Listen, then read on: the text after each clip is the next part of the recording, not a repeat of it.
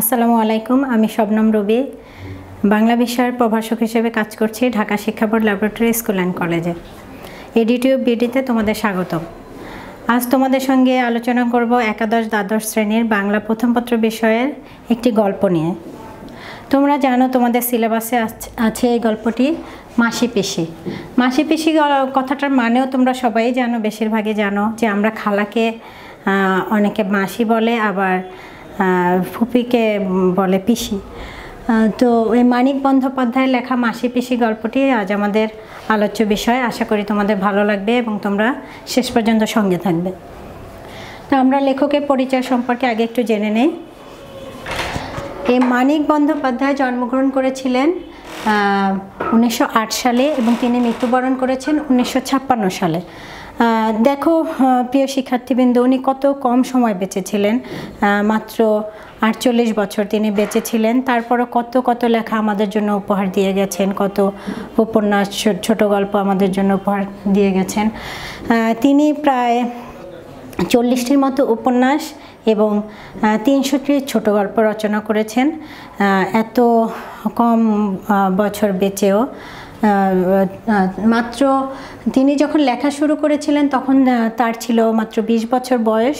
বন্ধুদের সঙ্গে বাজি ধরে তিনি অতসী মামি গল্পটা লিখেছিলেন। তখন ওনার বয়স মাত্র 20 বছর। তারপরে থেকে মৃত্যুর আগ পর্যন্ত তিনি সে 28 বছর ধরে লিখে গেছেন একটানা। তো প্রিয় বন্ধুরা, এই যে প্রথম গল্পটা, এই এখান থেকে তোমাদের প্রশ্ন হতে পারে অনেক সময় যে লেখকের প্রথম গল্পের নাম কি, মানিক বন্দ্যোপাধ্যায়ের, এভাবে তোমাদের জ্ঞানমূলক আসতে পারে, কিংবা বহুপদী বহু নির্বাচনী প্রশ্নের মধ্যে তোমাদের থাকতে পারে। এই তোমাদের মনে রাখার জন্য আমি এই যে অতসী শব্দটার, মামি শব্দের অর্থ তোমরা সবাই জানো। অতসী শব্দটার অর্থ একটু বলতে চাই। অতসী মানে সোনালি রঙের ফুল, সোনালি ফুল। তোমরা এভাবে করে সাদৃশ্য করে মনে রাখতে পারবে সহজে যে অতসী শব্দটার অর্থ সোনালি ফুল, আর মামি শব্দের অর্থ তোমরা সবাই জানো, অতসী মামি। এটা ছিল তার প্রথম গল্প এবং মাত্র 20 বছর বয়সে রচনা করেছিলেন। এখানে খেয়াল রাখবে প্রিয় শিক্ষার্থীবৃন্দ, একটা বাক্য থেকেও অনেক সময় একাধিক প্রশ্ন হতে পারে, বিশেষ করে জ্ঞানমূলকের ক্ষেত্রে। তো তোমাদের এভাবে আসতে পারে যে প্রথম গল্পটি মানিক বন্দ্যোপাধ্যায়ের কত বছর বয়সে লিখেছিলেন, তখন তোমরা লিখবে 20 বছর বয়সে। তারপরে এভাবে আসতে পারে প্রথম গল্পটির নাম কি, তখন লিখবে অতসী মামি। তো তোমাদের ভালো করতে হলে বা বইটা ভালোভাবে বুঝে পড়তে হবে। তাছাড়া যে না বুঝে ভাষাভাবে পড়লে তোমরা ভালোভাবে ওই সৃজনশীল প্রশ্নের উত্তর দিতে পারবে না। কাজে আশা করব তোমরা বইটা ভালো করে পড়বে, এটাই তোমাদের কাছে আমরা আশা করি। তারপরে তিনি তার জন্মস্থান বিভিন্নভাবে আসতে পারে, ভেঙে একজন কবি লেখকের জন্মস্থান দেখা যায়। এই জন্মস্থান থেকে কয়েক রকম প্রশ্ন হতে পারে যে তিনি কোথায় জন্মগ্রহণ করেছেন, তখন তোমাদের পুরোটাই লিখতে হবে যে তিনি পশ্চিমবঙ্গের, দুঃখিত, তিনি বিহারে জন্মগ্রহণ করেছিলেন এবং বিহারের কোন জায়গায়, সাঁওতাল পরগনার দুমকায় জন্মগ্রহণ করেছিলেন। তো এভাবে একটা প্রশ্নই তোমাদের ভেঙে আসতে পারে যে কোথায় জন্মগ্রহণ করেছিলেন। তারপর তার পৈতৃক নিবাস কোথায়।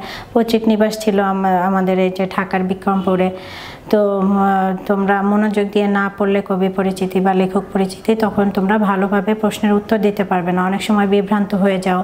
তো এক্ষেত্রে তোমাদের আমি পরামর্শ দেব, তোমাদের যেহেতু অনেকগুলো কবিতা এবং গল্প, সেহেতু তোমাদেরকে আমি পরামর্শ দেব যে তোমরা বড় একটা পোস্টার পেপারে, সেটা হালকা রঙের পোস্টার পেপার হলে ভালো হয়, তোমরা হলুদ রঙের নিতে পারো। সেখানে কালো মার্কার দিয়ে, প্রথমে পেন্সিল দিয়ে লিখবে, তারপরে কালো মার্কার দিয়ে তোমরা তোমাদের সিলেবাসের অন্তর্ভুক্ত যে গল্প কবিতাগুলো আছে আলাদা আলাদা করে একটা পোস্টার পেপারে তোমরা লিখতে পারো যে গল্প এবং উপন্যাস নাটক মিলিয়ে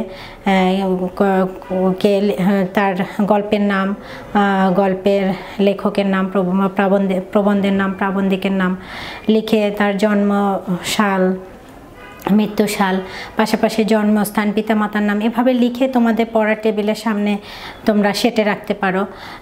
চোখ পড়লে তোমাদের প্রতিনিয়ত তাহলে সেখানে চোখ পড়বে, তখন তোমরা সহজে মনে রাখতে পারবেন। তা না হলে হয় কি, এতগুলো তোমাদের এত এত গল্প কবিতা, আবার উপন্যাস একটা আছে, নাটক একটা আছে, এতজনের তোমাদের সেই জন্ম সাল, মৃত্যু সাল এবং তার জন্মস্থান, পৈতৃক নিবাস কোথায়, এতগুলো তথ্য তোমাদের মনে রাখা অনেক সময় কঠিন হয়ে যায়। বাবা মায়ের নাম, তার উল্লেখযোগ্য রচনাবলী। তো তোমরা সহজভাবে যদি এটা মনে রাখতে চাও, তোমাদের ক্লাসরুমেও তোমরা পোস্টার পেপারে লাগাতে পারো। পাশাপাশি তোমরা যে তোমাদের যে পড়ার ঘর বা পড়ার টেবিলের কাছে যার যেভাবে সুবিধা হয় সেভাবে পোস্টার পেপারে মার্কার দিয়ে বড় করে লিখে তোমরা সেটে রাখতে পারো। তাহলে তোমাদের প্রতিনিয়ত চোখ পড়বে সেখানে এবং মনে থাকবে।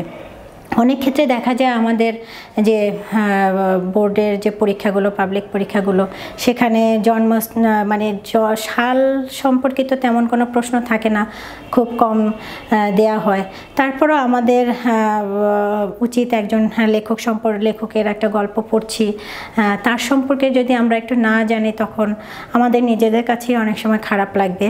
তো তোমরা চেষ্টা করবে যে তাদের এই তথ্যগুলো, বিশেষ করে আমরা অনেক সময় এতগুলো আমাদের পাঠ্য বিষয় থাকে যে যখন আমরা ফাইনাল পরীক্ষা দিই, চূড়ান্ত পরীক্ষাটা দিই, তখন এতগুলো তথ্য একসঙ্গে আমরা মাথায় রাখতে পারি না বা মনে রাখতে পারি না। সেই কারণেই তোমরা পোস্টার পেপারে লিখে রাখতে পারো, যেটা তোমাদের জন্য সহায়ক হবে আশা করি। দেখো, পিতার নাম হরিহর বন্দ্যোপাধ্যায়। এই বন্দ্যোপাধ্যায়ের বানান নিয়েও তোমরা অনেক সময় ভুল করো। বন্দ নয়দয় জফলায় ওকার দিবে, আর পাধ্যায় বানানোর সময় ধয়ে জফলায় আকার দিবে। এখানে কিন্তু দুইটা জফলা আছে, এটা তোমরা মনে রাখবে। এবং মায়ের নাম হচ্ছে নীরদা সুন্দরী দেবী, তার পৈতৃক নিবাস বিক্রমপুরে, এটা তোমাদের আগেই বলেছি। আর জন্মস্থান বিহারের সাঁওতাল পরগনার দুমকায়। তো তোমরা এভাবে পোস্টার পেপারে লিখে মার্কার দিয়ে রাখতে পারো। আর মানিক বন্দ্যোপাধ্যায়ের অনেকগুলো নাম ছিল, মানে আমরা তাকে মানিক বন্দ্যোপাধ্যায় হিসেবে চিনি লেখালেখির জগতে, কিন্তু তার পিতৃপ্রদত্ত, তার বাবা তাকে যে নাম দিয়েছিল সেই নামটা অনেক সময় তোমাদের জ্ঞানমূলক কিংবা বহু নির্বাচনীতে আসতে পারে। পিতৃপ্রদত্ত নাম হচ্ছে প্রবোধ কুমার বন্দ্যোপাধ্যায়। তো তোমরা এই প্রবোধ কুমার বন্দ্যোপাধ্যায় নামটাও মনে রাখবে। তোমাদের যে লেখক পরিচিতি আছে সেখানে তোমরা স্টার দিয়ে এখানে রাখতে পারো। আর ডাক নাম ছিল মানিক, এটা তোমাদের খুব সহজে মনে থাকে, ডাক নামটা তোমরা ভুল করো না, কিন্তু অনেক সময় প্রবোধ কুমার বন্দ্যোপাধ্যায়টা ভুলে যেতে পারো, সেজন্য এখানে তোমরা নোট রাখবে। আর তারপরে এই গল্পের যে তোমাদের পাঠ পরিচিতি আছে সেখানে দেখবে উৎস, মানে কোন গ্রন্থ থেকে নেওয়া হয়েছে, সেই উৎস নিয়েও 3 ধরনের প্রশ্ন হতে পারে। তোমাদের পাঠ পরিচিতির দিকে যদি তোমরা একটু খেয়াল করো দেখবে যে 3 ভাবে দেওয়া আছে। এই গল্পটা প্রথম প্রকাশিত হয়েছিল পূর্বাশা পত্রিকায়। পূর্বাশা মানে হচ্ছে পূর্ব দিক। এভাবে তোমরা মনে রাখতে পারো যে কোন পত্রিকায় প্রকাশিত হয়েছিল। সেই এই তোমাদের মাসি পিসি গল্পটা, তোমাদের যে পাঠ্য, সেই মাসি পিসি গল্পটা প্রথম প্রকাশিত হয়েছিল পূর্বাশা পত্রিকায়। তারপরে সংকলিত হয় পরিস্থিতি গল্পগ্রন্থে, লেখকের পরিস্থিতি গল্পগ্রন্থের মধ্যে পরে সংকলন করা হয়েছিল। আর তোমাদের যে বর্তমান পাঠ, এই পাঠটি নেওয়া হয়েছে ঐতিহ্য প্রকাশনী থেকে প্রকাশিত মানিক রচনাবলীর 5ম খণ্ড থেকে। তার মানে প্রিয় শিক্ষার্থীবৃন্দ, তোমরা দেখতে পাচ্ছ যে একটা উৎস থেকেই তোমাদের 3 ভাবে প্রশ্ন আসতে পারে। তো তোমরা যদি সঠিকভাবে নির্ভুলভাবে এই তথ্যগুলো মনে রাখতে না পারো, সেক্ষেত্রে সৃজনশীল প্রশ্নের উত্তর দিতে গিয়ে অনেক ক্ষেত্রে তোমরা ঝামেলায় পড়ে যাবে। তো আশা করি তোমরা কখনোই জমিয়ে রাখবে না পড়া, প্রতিদিন রুটিন করে পড়ার চেষ্টা করবে। কারণ একসঙ্গে যদি জমিয়ে রাখো যে একসঙ্গে এটা পরীক্ষার আগে পড়ে নেব, তাহলে দেখবে যে এতগুলো তথ্য তোমরা যত ভালোভাবে পড়ো সেটা তোমাদের মনে থাকবে না।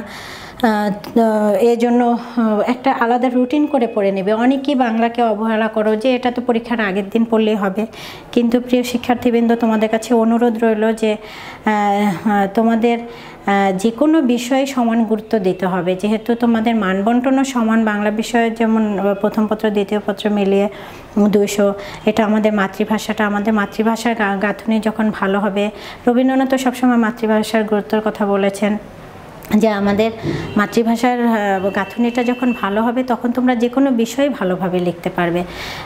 বিশেষ করে আমাদের দেশের বাংলা মাধ্যমগুলোতে আমরা যে সাধারণ শিক্ষা আমরা যে বলি, বেশিরভাগ মানুষই আমরা বাংলা মাধ্যমে পড়াশোনা করি এবং বাংলা মাধ্যমে একমাত্র ইংরেজি বিষয় ছাড়া সবগুলো বিষয়ে আমরা বাংলাতে লিখি। যেহেতু আমরা বাংলাতে লিখি, এই জন্য বাংলা বিষয়টা যখন আমরা ভালোভাবে একবার শিখে নিতে পারবো তখন আমাদের অন্য বিষয়গুলো প্রশ্নের উত্তর দেওয়া আমাদের জন্য খুব সহজ হয়ে যাবে। এজন্য তোমরা চেষ্টা করবে এই বিষয়টা রুটিন করে। আমরা জানি যে আমাদের প্রতি সপ্তাহে আমাদের যদি আমরা হিসাব করি 124 ঘন্টা করে হিসাব করলে 168 ঘন্টা হবে। সেই ঘন্টা থেকে আমরা আমাদের ঘুম, খাওয়া দাওয়া, বিশ্রাম সব কিছু বাদ দিয়ে হলেও প্রতিদিন যদি আমরা এই বাংলা বিষয়টা আমাদের টেবিলে বসে না পড়লেও চলে, আমরা একটু খাওয়ার পর যখন বিশ্রাম নেব একটু শুয়ে শুয়ে বইটা দেখতে পারি। প্রতিদিন 30 মিনিট সময় হলেও তোমাদের এই বাংলা বিষয় দেওয়া উচিত বলে আমি মনে করি। তাহলে তোমাদের দেখো মাত্র 3 ঘন্টা সপ্তাহে, মাত্র তোমাদের 3 থেকে 3.5 ঘন্টা তোমাদের ব্যয় হবে এই বিষয়টা। এই বাংলা প্রথম এবং দ্বিতীয় পত্র মিলিয়ে তোমরা 3-4 ঘন্টা যদি একটু সময় দাও বাংলা বিষয়ে, তাহলে আশা করি তোমরা অনেক ভালো করবে। কিন্তু তোমরা সবসময় এই বিষয়টা অবহেলা করো বলেই খারাপ করো। অনেককেই বলতে শোনা যায় পরীক্ষার ফলাফলের পরে, ইন্টারমিডিয়েটের পরীক্ষার ফলাফলের পরে তোমাদের কাছে বলতে শোনা যায়, আমাদের শিক্ষার্থীদের কাছেও শোনা যায় যে এই শুধু বাংলার জন্য আমরা গোল্ডেন জিপিএ পেলাম না। এরকম অনেকেই বলে থাকো, আমাদের কাছে অভিযোগ করো, অথচ আমরা অনেক পরিশ্রম করে তোমাদের অনেক বেশি পরিশ্রম করি তোমাদের ক্লাসগুলোতে, তারপরও তোমরা শুধু অবহেলার কারণে এই বিষয়টা তোমরা খারাপ করো। অনেকেই দেখা যায় 70 বা তার চেয়ে কিছু বেশি নাম্বার পাও, সেক্ষেত্রে তোমাদের 80 নাম্বারটা আসে না। এই শুধু একসঙ্গে যখন রিভিশন করতে যাও কিংবা পরীক্ষার আগে পড়তে যাও তখনই খারাপ করো এই বিষয়টা। অন্য বিষয় যেখানে তোমরা ঘন্টার পর ঘন্টা দিনে সময় ব্যয় করছো, সেখানে তোমরা এই বাংলা বিষয়টা একবারের জন্য তোমরা বইটা দেখো না কিংবা পড়ো না। আবার অনেক সময় অভিভাবকরাও গুরুত্ব দেয় না, অন্য বিষয় তোমরা প্রাইভেট পড়ছো, বাইরে ঘরে বেশি পড়ছো, সময় দিচ্ছ, কিন্তু বাংলা বিষয়টা শুধু ক্লাসে যতটুকু পড়ানো হয় এর বাইরে তোমরা খুব একটা সময় দাও না। ঠিক পরীক্ষার আগের দিন বা 2-1 দিন আগে তোমরা এই বইটা নিয়ে বসো, তখন এতগুলো তথ্য তোমরা মাথায় রাখতে পারো না, কাজেই খুব স্বাভাবিকভাবেই তোমরা পরীক্ষায় খারাপ করো। তো আশা করি প্রিয় শিক্ষার্থীবৃন্দ, তোমরা এখন থেকে আর জমিয়ে রাখবে না। তোমরা যে গল্পটা কবিতাটাই পড়ো রুটিন করে নিয়ে ভাগ করে, যে আমি এই দিন এই গল্পটা পড়বো, এই গল্পের লেখক পরিচিতি পড়বো বা এই কবিতাটা পড়বো, এভাবে একটা ছোট একটা রুটিন করে নিলে সাপ্তাহিক তোমাদের মনে হয় সুবিধা হবে। এরপর যখন তোমাদের বাংলা দ্বিতীয় পত্র নিয়ে ক্লাসগুলো নিয়ে আলোচনা করব, তখন দ্বিতীয় পত্র সম্পর্কেও তোমাদের কিছু তথ্য দিব যে কিভাবে তোমরা ক্লাস রুটিন করে তোমরা পড়ার রুটিন একটা তৈরি করতে পারো যাতে তোমাদের পড়তে সুবিধা হয়। তো এখন আমরা গল্প সম্পর্কে একটু আলোচনা করি, যে কিছু শব্দার্থ তোমাদের এখানে লিখে রেখেছি, তোমরা দেখো। আমরা একটু শব্দার্থগুলো জেনে নিই। এখানে 2-1টা শব্দার্থ তোমাদের বইয়ের টিকা এবং শব্দার্থের মধ্যে দেওয়া আছে, তার কিছু বাইরে থেকেও, মানে বাইরে বলতে তোমাদের গল্পের মধ্যে শব্দগুলো আছে কিন্তু শব্দার্থের মধ্যে সব দেওয়া নেই। হ্যাঁ, অনেক সময় তোমরা বুঝতে পারো না, বা কিছু আঞ্চলিক শব্দ এই গল্পটায় ব্যবহার করা হয়েছে, এই জন্য তোমরা অনেক ক্ষেত্রে বুঝতে তোমাদের অসুবিধা হয়। তো আমরা কিছু, তোমরা একটা নোটও রাখতে পারো। সালতি শব্দের অর্থটা হচ্ছে ডোঙা, ছোট যে নৌকা, অনেক সময় তাল গাছ দিয়েও বানানো হয়, তো ছোট যে নৌকা সেটাকে বলা হয় ডোঙা। ফাপড় শব্দটার অর্থ হচ্ছে বিপদ। গাদা শব্দের অর্থ হচ্ছে স্তূপ। বেমক্কা শব্দের অর্থ হচ্ছে অসঙ্গত। মতলব শব্দের অর্থ উদ্দেশ্য। পাশুটে ছাই রং, এটা তোমাদের শব্দার্থের মধ্যে আছে। চালতি শব্দটাও তোমাদের শব্দার্থের মধ্যে আছে। মতলব শব্দের অর্থ উদ্দেশ্য। বর্তেছে ভার, দায়িত্ব পড়া, ভার কিংবা দায়িত্ব পড়া, মুফতে মাগনা বা ফাও, এটা তোমরা ইংরেজিতে মনে হয় খুব একটু ভালো বোঝো। মুফতে ইংরেজির প্রতিশব্দটা হচ্ছে ফ্রি। তোমরা ইংরেজি শব্দগুলোর সাথে এখানে বেশি পরিচিত, মানে মাগনা কিংবা ফাও, এটাকে বলা হয় মুফতে। ভাওতা শব্দের অর্থ ফাঁকি। তেলা, এটা একটা আঞ্চলিক শব্দ এখানে ব্যবহার করেছে। আসলে তোলা জিনিসটাকে তেলা বলা হয়েছে। বাজারে তেলা একটা শব্দগুচ্ছ আছে, সেটা হচ্ছে চাঁদা। রসই হচ্ছে রান্নাঘর। ফেটি বাঁধা, ফেটি বাঁধা হচ্ছে ছোট পাগড়ি বাঁধা, এটাকে বলা হয় ফেটি বাঁধা। কাটারি শব্দের অর্থ হচ্ছে কাটার যন্ত্র। ঘড়া মানে ছোট যে ঘটি বলা হয়, পানির কোনো ছোট পাত্রকে বলা হয় ঘটি, কিংবা পানির পাত্রকে বলা হয় ছোট ঘড়া। দুর্ভিক্ষ শব্দটা যে এই গল্পে ব্যবহার করা হয়েছে, যে দুর্ভিক্ষ সময়টার কথা বলা হয়েছে, যে মাসি পিসি খুব কষ্ট করে তাদের নিজেদেরকে রক্ষা করেছিল, সেটা 1943 সালে এই ভারতীয় উপমহাদেশে একটা দুর্ভিক্ষ হয়েছিল, ভয়াবহ সেই দুর্ভিক্ষের কথা এখানে বলা হয়েছে। আর জোদ্দার শব্দটাও আছে এই তোমাদের পাঠ পরিচিতির মধ্যে। জোদ্দার কথা বলা হয়েছে, মানে গোকুল একটা চরিত্র আছে, যে চাষের জমির মালিক, অনেক চাষাবাদের জমির মালিকদের বলা হয় জোদ্দার। তো আমরা এখন একটু গল্পের আলোচনায় যেতে পারি, যে মাসি পিসি গল্পটার মানিক বন্দ্যোপাধ্যায়ের একটা খুব গুরুত্বপূর্ণ এবং জনপ্রিয় গল্প। মানিক বন্দ্যোপাধ্যায়ের আরও অনেক গল্প আছে, তার মধ্যে প্রাগৈতিহাসিক গল্পটাকেও খুবই জনপ্রিয় একটা গল্প। তোমরা চাইলে পড়তে পারো মানিক রচনাবলী থেকে, কিংবা তোমাদের লাইব্রেরি থেকে পড়তে পারো। তো এই গল্পের মধ্যে যে সবচেয়ে উল্লেখযোগ্য যে দিক দেখা যায়, যে নারীদের যে সাহসিকতা, যে এই যে আহ্লাদি চরিত্রটা তাদের, যার মাসি এবং যার পিসিকে নিয়ে এই গল্প লিখেছেন লেখক, সেই আহ্লাদি চরিত্রটার কে ঘিরে মাসি পিসির যে জীবন সংগ্রাম, সেটা একটু ব্যতিক্রমী বলা যায় ওই সময়ের প্রেক্ষিতে। কেননা যে সেই মাসি আর পিসি ওই সময়ে নৌকা চালিয়েছেন, সবজির ব্যবসা করেছেন, এই বিষয়গুলো অনেকটাই ব্যতিক্রমী। ওই সেই সময় যে নারীরা ব্যবসা বাণিজ্য করছেন, আবার নৌকা চালাচ্ছেন, ওই সময়ের জন্য খুব ব্যতিক্রম একটা ঘটনা।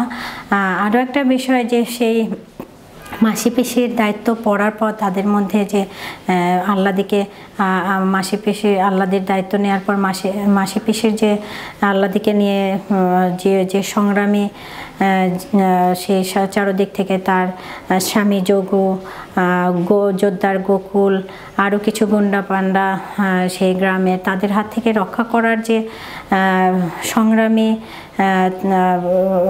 তাদের চেতনা ভেতরে প্রকাশ পেয়েছে, দায়িত্বশীলতা প্রকাশ পেয়েছে মাসি পিসির ভেতরকার, সেটা খুবই উল্লেখযোগ্য একটা ব্যাপার।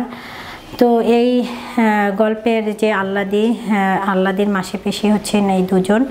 তো এদের মধ্যে দেখা যায় যে আহ্লাদি তার শ্বশুর বাড়িতে নির্যাতিত হতো বলেই মাসি পিসি কী করেছেন, সেই তাদের কাছে এনে রেখেছেন আহ্লাদিকে। এবং এই মাসি পিসি দুজন বিধবা দুজনই, এবং পিসি এই বাড়ির মানুষ, আহ্লাদিদের বাড়ির মানুষ, এবং মাসি তার মায়ের বাড়ি থেকে এসেছে। তো প্রথম থেকেই যে তাদের মধ্যে দুজনের মধ্যে খুব ভাব ছিল এমন বলা যায় না। অনেক সময় দেখা যেত তাদের মধ্যে অনেক ঝগড়া লেগে যেত, তাদের দুজনকে চেনাই যেত না, এমন একজনের সাথে একজন এমনভাবে সেই ঝগড়া প্রায় মারামারি পর্যায় পর্যন্ত চলে যেত, এরকম একটা অবস্থা ছিল। কিন্তু যখনই এই আহ্লাদির ভার তাদের উপর পড়েছে, দায়িত্ব তাদের উপর পড়েছে, তখন দেখা গেল দুইজন মিলে হয়ে গেল এক মন এবং এক প্রাণ। এখান থেকে তোমাদের অনেক সময় অনুধাবন প্রশ্ন আসে, বিভিন্ন লাইন বাক্য তুলে দিয়ে গল্পের, যে তারা যে এক মন এক প্রাণ হয়ে গেল, এখান থেকে আসতে পারে। তো দেখা গেল কি আরও কিছু শব্দ আছে এখানে আঞ্চলিক। কৈলেশ, যেমন কৈলাস নামটা যোগীর যে পরিচিত, তাকে বলেছে বারবার কৈলেশ। তারপর খবর আছে, তোমরা খেয়াল করবে যে আসলে খবর আছে, খবর বা সংবাদ আছে।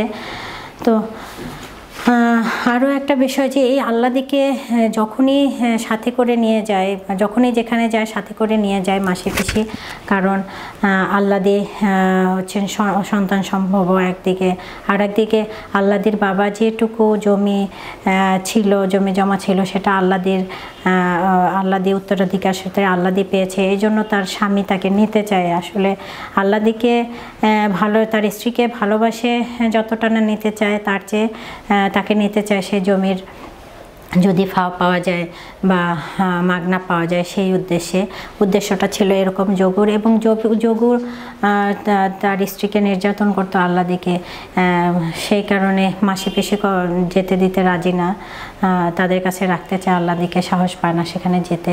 কিন্তু কৈলাস যখন বলল যে এখন আর যোগু আর সেই আগের যোগু নেই, মানে তার যে স্বভাব চরিত্র পরিবর্তনের কথা বলেছে, এবং এটাও কৈলাসের মাধ্যমে খবর পেল যে সে স্ত্রীকে নেওয়ার জন্য মামলা পর্যন্ত করতে চায়। এরকম নানা রকম চিন্তাভাবনা থেকে সঙ্গে করে নিয়ে, যেখানে এমনকি সবজি বিক্রি করতে যাওয়ার সময়ও সঙ্গে করে নিয়ে যেত আল্লাদিকে এই মাসি পিসি। তারপর যখন এখানে একটা বুড়ো রহমান চরিত্র আছে, তোমরা খেয়াল করবে, সেই বুড়ো রহমান হচ্ছে ওখান থেকে একটা অনুধাবনের প্রশ্ন তোমাদের হতে পারে যে আল্লাদির দিকে তাকিয়ে তার চোখ, বুড়ো রহমানের চোখ ছলছল করে উঠেছিল। এর একটা কারণ হচ্ছে তার মেয়েটাও, সে হচ্ছে আল্লাদির সমব্যথী। এখানে তার মেয়েটাও কিছুদিন আগে শ্বশুর বাড়িতে নির্যাতনে মৃত্যুবরণ করেছে। তখন তার কাছে মনে হয়েছে যে আমিও যদি আমার মেয়েটাকে আমার কাছে এনে রাখতাম, হয়তো বা মেয়ের জীবন এভাবে চলে যেত না অকালে। এই আল্লাদির সাথে তার মেয়ের কোনো চেহারায় বা কোনো কিছুতেই মিল নাই, তারপরও তার আল্লাদির মাঝখানে যেন তার মেয়ের প্রতিচ্ছবি দেখেন এই বুড়ো রহমান।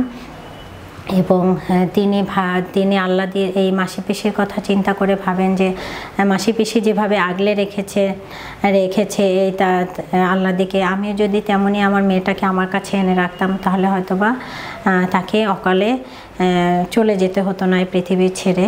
এই জন্য আল্লাদির দিকে তাকিয়ে তার চোখ ছলছল করে ওঠে। এখান থেকে তোমাদের অনুধাবন প্রশ্ন হতে পারে।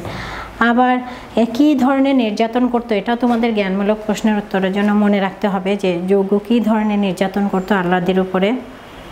যে সে পেট শুকিয়ে থাকতো, অনেক সময় না খেয়ে থাকতে হতো, লাথি ছাটা খেতে হতো, কলকে পড়া ছ্যাঁকা খেতে হতো। যে এই সব কারণে আমি কৈলাসকে মাসি পিসি বলছে যে এই কারণে কি আমি আবার পাঠাবো? যোগু যে নিতে চায়, আমাদের তো পাঠানো উচিত না। কিন্তু যোগু যদি আসে আমাদের কাছে, আমরা কখনো তাকে অনাদর করিনি বা করবো না। সে আমাদের জামাই আদর করে তাকে রাখবো, তাতে আমাদের কোনো আপত্তি নেই। সে বেরিয়ে যেতে পারে আমাদের এখানে, কখনোই আমরা অনাদর অযত্ন করিনি। জামাই হিসেবে যতটুকু তাকে আদর যত্ন করা দরকার আমরা করেছি।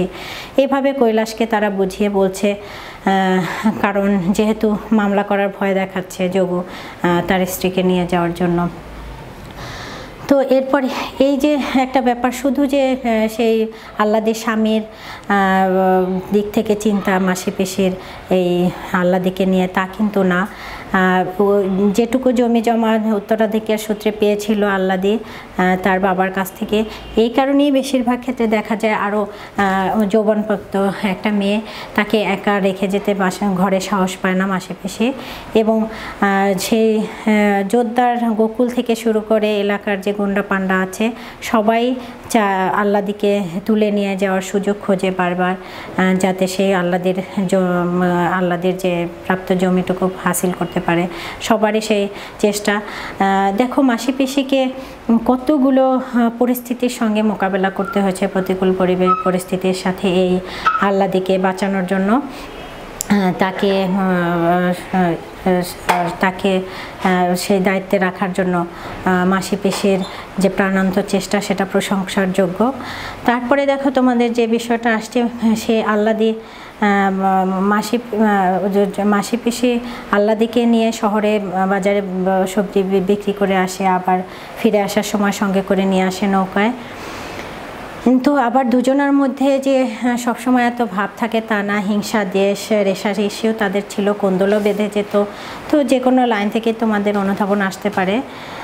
তো তারপর আল্লাদির দায়িত্ব পেয়ে কিন্তু তারা হয়ে গেল এক মন এক প্রাণ। এই বিষয়টা এখান থেকে তোমাদের অনুধাবন প্রশ্ন হতে পারে। তোমরা দেখবে যে দুজনার যে স্নেহের জায়গাটা যেহেতু এক, সেহেতু তাদের এই আল্লাদিকে রক্ষা করার জন্য, আল্লাদির দায়িত্ব, আল্লাদিকে সস্নেহে আগলে রাখার জন্য তারা দুজনের মধ্যে আগে যতটুকু না একটু দূরত্ব ছিল সেটা ঘুচে গিয়ে এক মন এক প্রাণ হয়ে গেল। তারপর আল্লাদি নিজেকে নিয়ে যখন তাকে নিয়ে বের হয় মাসি পিসি, তার নিজের জন্য অনেক সময় তার খারাপ লাগে, সবাই যেভাবে তার দিকে তাকাচ্ছে এটাও সে তার মন খারাপের আর একটা কারণ। বা মাসি পিসির জন্য তার চিন্তা হয় যে মাসি পিসি তার শুধু তার কারণে তারা স্বাধীনভাবে চলতে পারে না, তাকে রেখে যেতে পারে না, এটাও আল্লাদি এসব বিষয় নিয়েও ভাবে। আবার তার মাসি পিসিকে ছাড়াও চলে না, এক পাশে মাসি আর এক পাশে পিসি না হলে সে যেন রাতের বেলাও ঘুমাতে পারে না। সে সবসময় আতঙ্কিত হয়ে থাকে যে চারদিকে যে তার স্বামীসহ জোরদার এবং গুন্ডা পান্ডার যে লুরুর দৃষ্টি তার দিকে, সেই কারণে সে সবসময় অসহায় বোধ করে এবং মাসি পিসির কাছে থাকতে সে বেশি স্বাচ্ছন্দ্য বোধ করে এবং সে নির্ভয়ে থাকতে পারে মাসি পিসি থাকলে। এবং এই কারণে মাসি পিসি বলেছে যে তুমিও এই আল্লাদিকে বলেছে যে চিন্তা করার কোনো কারণ নাই। মাসি এবং পিসি বলেছে যে তোমার যখন কোলে তোমার সন্তান আসবে তখন যোগও দেখবে পরিবর্তন হয়ে যাবে, এমন থাকবে না, তুমিও যাবে শ্বশুর বাড়ি। এভাবে যাতে চিন্তা না করে তার আল্লাদি এর জন্য মাসি পিসি তাকে বোঝায় যে এই সময়ে সন্তান সম্ভবা মেয়ে যাতে আতঙ্কিত হয়ে না পড়ে। এই যে কত ধরনের মাসি পিসি কিন্তু অনেক শিক্ষিত না, গ্রামের সাধারণ নারী হওয়ার পরও যে তাদের একজনের ভাইয়ের মেয়ে আর একজনের বোনের মেয়ে তাকে কিভাবে আগলে রেখেছে, এটা খুবই উল্লেখযোগ্য একটা ঘটনা। তারপর সব শেষে দেখা যায়, মানে গল্পের শেষের দিকে এসে দেখা যায় যে যোগু ঠিকই মামলা করেছে থানায় তার স্ত্রীকে নিয়ে যাওয়ার জন্য এবং দারোগা সেই চৌকিদার দিয়ে পেয়াদা সহ এসেছে মাসি পিসিকে ধরে নেওয়ার জন্য, কিন্তু দুজন একসঙ্গে যেতে তারা রাজি না। তারা বলছে যে আমরা একজন গেলে কি হয় না, বা রাতের বেলা আমাদের মেয়ে মানুষকে ডেকে পাঠানো কি ঠিক হয়েছে, এভাবে নানা রকম কথা বলছে। কিন্তু চৌকিদারকে পেয়াদারা যে এসেছিল মাসি পিসিকে ডেকে নেওয়ার জন্য, কিন্তু তারা যেতে রাজি হয়নি, বরং তারা প্রতিবাদ জানিয়েছে এবং তারা আশেপাশের প্রতিবেশীদের চিৎকার করে জড়ো করেছে। এটা এই চৌকিদার কিংবা পেয়াদারা কল্পনাও করতে পারেনি যে মাসি পিসি এভাবে করতে পারে, এবং প্রতিবেশীরাও তাদের ডাকে সাড়া দিয়েছে। দেওয়ার পরে সে পালিয়ে চলে গিয়েছে যে চৌকিদার এসেছিল। তারপরে মাসি পিসি আরও স্মরণ থাকে যে তাদের সোনাদের বাড়ি আগুন লাগিয়ে দিয়েছিল, এরাই একবার আগুন লাগিয়ে দিয়েছিল।